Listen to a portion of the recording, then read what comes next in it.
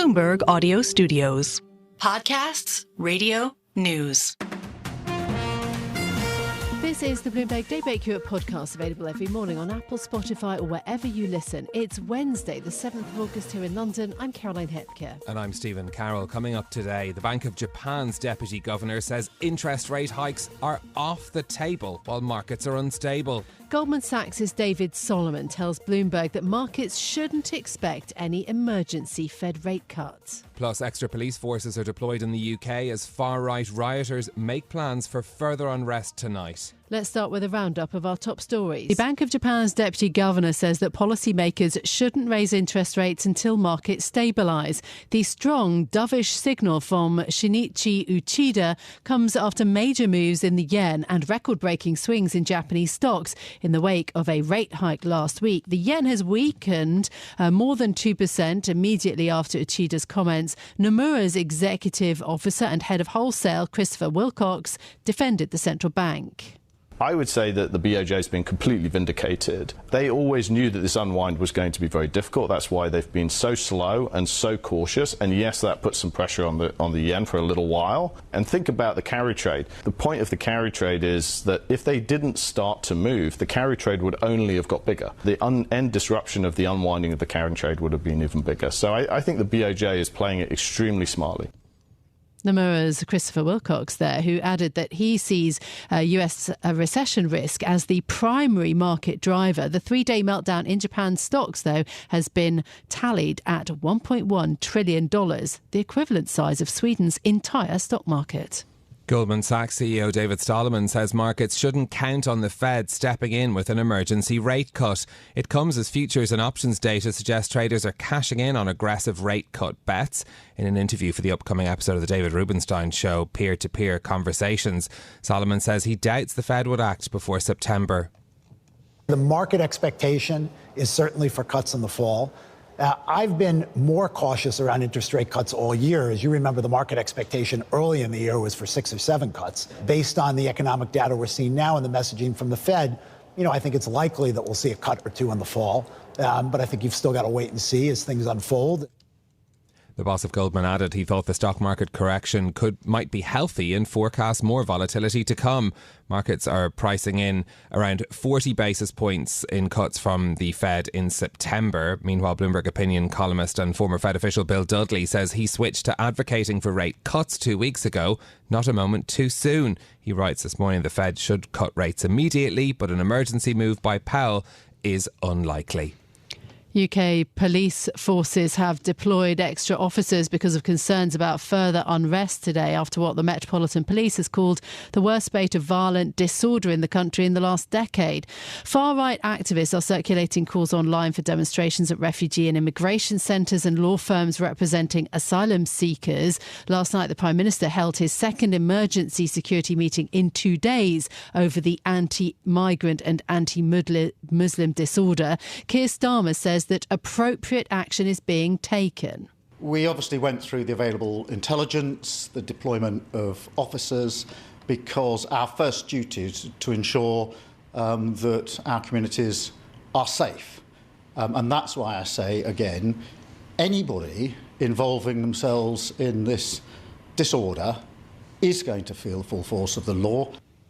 The Prime Minister speaking there. Home Secretary Yvette Cooper has confirmed that police will get government support for overtime pay and any other resources they need. Her office says that almost 380 people involved in violent disorder have been arrested and around 100 have been charged. To the US, where Kamala Harris is kicking off a crucial part of her campaign alongside new running mate Tim Walz. The current vice president is aiming to put rival Donald Trump on the defensive in key swing states. Speaking alongside Harris on stage for the first time, Minnesota Governor Tim Walz criticised the Republican candidate.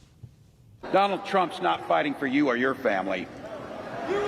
He never sat at that kitchen table like the one I grew up at, wondering how we were going to pay the bills. He sat at his country club up in Mar-a-Lago, wondering how he can cut taxes for his rich friends. As Democratic vice presidential candidate Tim Walz speaking there, polls show Harris has eliminated the advantage Trump held for much of the summer when he faced when he faced President Joe Biden. A survey released yesterday shows the vice president leading Trump 51% to 48% among registered voters nationally. Hamas has named Yahya Sinwar, the alleged mastermind of the group's October 7th attack on Israel, as its new political leader. Sinwar succeeds Ismail Haniyeh, a key moderator whose assassination last week has set back ceasefire talks. Despite that, the US Secretary of State Antony Blinken says that a deal could be near. The negotiations have now reached a final stage, and they agreed on the urgency of bringing this process to closure. Concluding that agreement and avoiding any action that could somehow disrupt it is the only path to ending the conflict in Gaza and bringing calm to the region. It's critical that all parties work to finalize an agreement as soon as possible. Blinken has been one of the central figures urging talks between Israel and Hamas, designated a terrorist organisation by the US and Europe, but choosing Sinwar, the group appears to be sending a message of defiance to Israel, the US and countries in the region. Novo Nordisk has nudged up its sales outlook for the year as it increases supply of its blockbuster diabetes and weight loss drugs, Ozempic and Wegovy. The Europe's largest company says revenue for the year will rise from 22 to 28% at constant exchange rates. Its shares have gained 27% this year, ahead of today's open. Now, just in terms of other stocks that we're watching, shares of Airbnb tumbled by more than 16% after the company warned of slowing demand from American holiday makers. Second quarter figures for sales missed analyst estimates in what is normally the home rental platform's peak quarter. If the declines hold when the stock opens later, it could notch its biggest intraday drop on record. Now, in a moment, we're going to get more on the markets and what's happening today after the meltdown on Monday. And also we'll get into the earnings story around Novo Nordisk, of course, most valuable company in Europe. So that'll be interesting. But this caught my eye as well as we're talking about this extraordinary week in August for markets. The abrupt departure of Marko Kolonovic at JP Morgan Chase, of course, the strategist. Remember, we reported on it only about a month ago. He stuck to his warnings that there was market trouble ahead potentially. Notable Wall Street pessimist. He left abruptly on the 3rd of July after a 19-year stint, and we've reported on the Bloomberg terminal this morning around, the chatter. People at the time wondered whether it might be the sign of a market top. Since he's gone, S&P 500 down 5%. There's a story about hindsight in there somewhere, being another wonderful thing. Let's look forward, though, to what's been happening on markets today. We've seen further rallying on shares in Asia, weakening of the Japanese yen after comments from the Bank of Japan's deputy governor saying the bank won't raise interest rates or shouldn't raise interest rates while markets are unstable. Our currency and rate strategist Ven Ram joins us for more. Ven, talk us through what did these comments from the deputy governor of the Bank of Japan do to markets? Morning, Stephen. It kind of deters an immediate unwind of the carry trades. And in that sense, it restores stability in the markets. Even before Uchida's comments, the markets were kind of regaining their poise. You saw that with the stock markets yesterday. They came back big time in the US. So Uchida's comments will boost risk sentiment even more. On the policy front, that means that the Fed will be in no hurry to cut rates, and neither will the ECB. So we are going to see these bond yields tick higher on the back of those remarks, and it kind of, Uchida is kind of signaling that, the BOJ is not in a hurry to raise rates. So, it is going to keep the yen on the back foot for now. Okay. In terms of how bearish the markets are, I'm just thinking back to the sell-off. $6.5 trillion wiped off the value of markets, and that has really shaken people around the world. How would you assess the bullish versus bearish themes in markets now, Ven? Carolyn, I think that the markets have rebounded, no question, but it feels like a very tenuous, very tentative kind of rebound. There is still a lot of carry trade positioning that is yet to be unwound. We know that. We discussed yesterday about how JP Morgan remarking that is still 50% of the carry trades are yet to be unwound. So while those traders will be kind of heaving a sigh of relief at the turn of events over the past 24 hours, nervousness is still the watchword. I mean, this volatility could be episodic and occur in fits and starts. So despite Uchida's remarks, we aren't completely out of the woods yet. We get the US CPI print next week, so that'll really shape the path ahead for the markets with regards to where we go with the Fed funds rate and what that implies for the rest of the global markets. Yeah, because indeed we've been bringing our listeners comments from Goldman Sachs CEO David Solomon speaking to Bloomberg, talking about the Fed. He doesn't think they're going to take any emergency steps. What is the expectation now around where the Fed goes from here? We've seen a slight paring back from those big move in bets that traders were making earlier this week. I think the first point to be made, Stephen, is that there is no question for Fed emergency rate cut. They are not going to come out of the policy cycle and say, look, the markets are in meltdown mode if it continues. If the markets are in meltdown mode, so we need to accommodate the market. So here is a 25 basis point rate cut. That's not going to happen. That's kind of preposterous idea to start with. That was never going to be a starter. The second point is going to be what the trajectory is going to be, assuming that the markets settle. And that will be dependent, as I just mentioned, on the US CPI print. Now, core PCE is already kind of converged to the Fed's 2024 target of 2.6%. So, do we need the Fed Fed funds rate at 537.5? At the moment, we don't. And that policy rate is real policy rate is very restrictive in the US. And if inflation continues to mellow, we should expect perhaps 2 rate cuts from the Fed this year. OK, so 2 rate cuts penciled in. Ven, thank you so much for being with us. Bloomberg's currency and rate strategist, Ven Ram, I think giving us some interesting context around, what's been happening with markets and the moves this morning, especially those Bank of Japan comments also. Now, Novo Nordisk has cut its profit forecast for the year as its blockbuster weight loss drug Wegovy fell short of analysts' expectations for quarterly sales. It now sees operating profit growing between 20 and 28%, which is down slightly from its earlier forecast. Joining us now for more from Copenhagen is our reporter Sano Boss. Sano, good morning to you. Novo racing to ramp up supplies. Talk us through the headlines from this earnings report. Yeah, good morning. Yes, as you say, it is a big question at the moment. How quickly can Novo ramp up supplies to meet the huge demand for its blockbuster drugs, Ozempic and Wegovy? We are seeing sales going up this quarter. So it indicates that Novo is somewhat managing to increase supplies. And that is extremely important. But as you also say, it missed some analyst expectations on Wegovy sales, for example.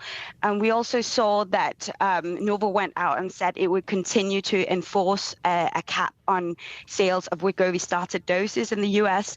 So it shows also that there is some way to go for Novo in terms of meeting this high demand and also meeting investor expectations. Yes, absolutely. Huge investor expectations. So tell us about the guidance then, looking forwards to sales and revenue. What can we take out of the report this morning? Yeah, the market really has been waiting to see what would happen this time around because Novo in the last few quarters has raised its financial guidance. So today we saw Novo raised its sales guidance for the year, which is, of course, good news for Novo, but it also cut its guidance for its operating profit. So it really shows that despite the popularity of its drugs, Novo they are facing some bumps in the road. It had to take quite a big impairment charge in the past quarter because of a failure in a late-stage trial of an experimental heart drug. So that, of course, had a drag on Novo profits. And then we also saw that R&D costs were higher than analysts had expected. So these are likely to be some of the drivers that made Novo slightly lower its profit expectations for the year. What about competition in that space now? Novo's been the leader in these drugs, these diabetes drugs, which of course have been used for obesity as well. I mean, how much, I suppose, is that impacting the outlook for the company? Yeah, at the moment, Novo tends to say there is a space for both itself and its competitors. Eli Lilly now has a weight loss drug already on the market, but the demand is so huge that there's not true competition just yet. But we are seeing other players enter this big market for weight loss drugs.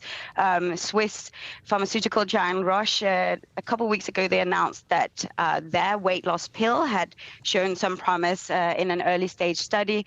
Also last week, US-based Vikings Therapeutics said that they would advance its weight loss drug and also look to explore a monthly dosing of this medicine. So competition is intensifying, and that could put pressure on Novo down the road. I'd say another risk probably that investors are especially following kind of more in the short term is regulators and insurers that are now putting a lot of pressure on Novo to lower its prices. So those are kind of the two things: competition and regulatory pressure. Okay, that's very interesting. Yeah, and you mentioned Eli Lilly, the competitor. Of course, they report earnings on Thursday. Sana, thank you so much for being with us this morning. That is our reporter in Copenhagen, Sana Vass, then, on the Novo Nordisk earnings. I mean, incredible. More than 1 billion people living with obesity in 2022. So that's the driver for this market and this huge competition. And Novo, of course, the most valuable company now in Europe. Now, here in the UK, the Prime Minister Keir Starmer says rioters and keyboard warriors alike will face the full force of the law if far-right activists follow through with plans to converge on immigration centres later tonight. Joining us now to discuss is Bloomberg's Tiwa Adebayo. Tiwa, let's just first of all start with where the situation with these riots in the UK is now. So we're entering the 9th day of the unrest since those 3 young girls were stabbed in Southport. And that unrest did start there in the northwest of England. But after online misinformation, it has slightly changed shape into a broader anti-migrant and violent demonstration. So over 400 people have been arrested so far. That's in cities including Liverpool and Manchester, which have been affected. Also London, we saw 100 people arrested in Westminster, for example. So there are no reports of violence elsewhere in Wales and Scotland so far, but there is the threat of more to come. So police are actually saying now that there are messages circulating online, reportedly being shared by far-right activists, and those are calling for demonstrations at refugee immigration centres and law firms that also represent asylum seekers. So much is being made of the role in social media actually in all of this, platforms and messaging services in sort of encouraging and fueling the proliferation of this violence. And in response, actually, the Prime Minister, Keir Starmer, has pledged to prosecute those guilty of online incitement as well as actual physical violence. Yeah, absolutely. Speaking of which, what is the government and police response then? What are they doing about it? So Keir Starmer has been very clear in his assertion that the perpetrators will face the full force of the law. So far, we've had 2 emergency security or COBRA meetings in the last 2 days. The Prime Minister has emphasised what's already been done. So he is driving home that point that 400 arrests have taken place. 100 have been charged. Some actually in relation to that online activity. We've seen this week the first conviction for online involvement through Facebook posts. Keir Starmer is also emphasising the speed with which he's acting. He says he's expecting substantive sentencing before the end of next week. And what stands out really is that the Prime Minister alongside the government are very keen to make clear that they are acting quickly and that the criminal justice system will act in order to bring those involved in this to justice.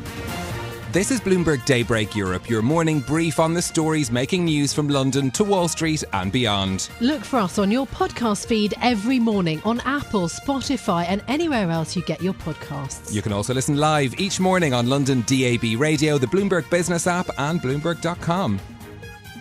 Our flagship New York station is also available on your Amazon Alexa devices. Just say, Alexa, play Bloomberg 1130. I'm Caroline Hepker. And I'm Stephen Carroll. Join us again tomorrow morning for all the news you need to start your day, right here on Bloomberg Daybreak Europe.